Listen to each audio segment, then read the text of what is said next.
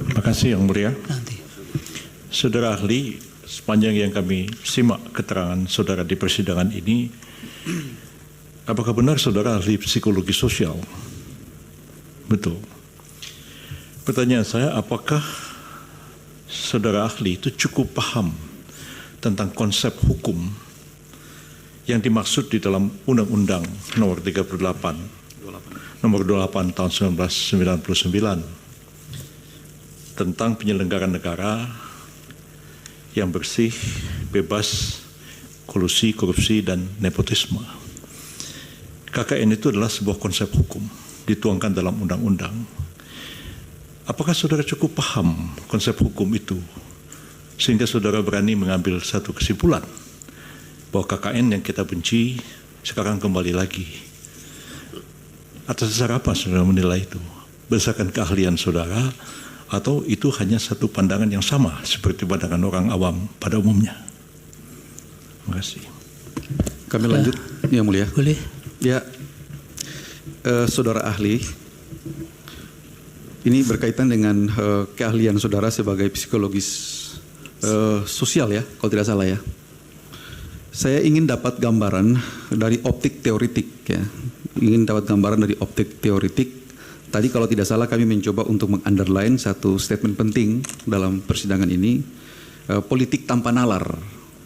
Jadi seolah-olah resultante dari pelaksanaan politik kita hari ini dengan segala hasilnya, segala implikasinya itu, barangkali basisnya itu mungkin sebagian besar itu tanpa nalar. Kalau ini berkaitan dengan preferensi politik. Sebagaimana yang kita ketahui, kaidah pelaksanaan pemilu kita yang sangat esensial saat ini, salah satunya adalah rahasia. Kita nggak pernah tahu orang itu memilih siapa, dengan dasar apa, dengan motivasi apa. Sehingga bagi kami sedikit janggal kalau andaikan itu bisa diterabas secara teoritik untuk bisa kira-kira ada bangunan argumentasi seperti yang disampaikan itu untuk bisa mencerahkan kita. Itu dari mana asal dasarnya seperti itu? Mungkin kami ingin mendapatkan penjelasan dari saudara ahli. Terima kasih. Baik, dari termohon ada pertanyaan? Terima kasih majelis kepada ahli. Pertanyaan utamanya atau pada pokoknya adalah dalam teori voting behavior atau perilaku memilih itu ada dua faktor yang sangat berpengaruh. Tadi ahli menyatakan banyak pengaruhnya karena faktor deprivasi relatif. Tetapi ada juga secara teoritik yaitu predisposisi, sesuatu yang sudah tertanam di dalam benaknya pemilih ya.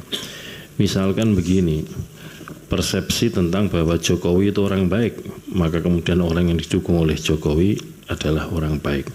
Ketika ada persepsi tentang apa yang dilakukan Jokowi jelek, maka kemudian ada perlawanan terhadap orang yang menyatakan Jokowi jelek. Yang berikutnya juga, sebagaimana sudah saya tanyakan juga pada ahli yang kemarin, bahwa dari pemilu presiden sejak 2009, 2014, 2019 sampai 2024, satu-satunya orang yang selalu muncul dari dalam pilpres adalah namanya Prabowo Subianto. Sehingga bisa jadi itu masuk dalam kategori predisposisi pemilih, bahwa nama itu sudah tertanam sejak lama dalam benak pemilih. Pertanyaan saya, apakah semata-mata perilaku memilih dipengaruhi oleh deprivasi relatif? Apakah kemudian faktor predisposisi yang tertanam sejak lama tidak berpengaruh? Saya kira itu. Terima kasih. Dari hakim ada? Cukup. Silakan Ibu.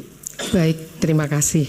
Sebelum saya menjawab, mungkin saya harus memberi penjelasan tentang pengertian deprivasi.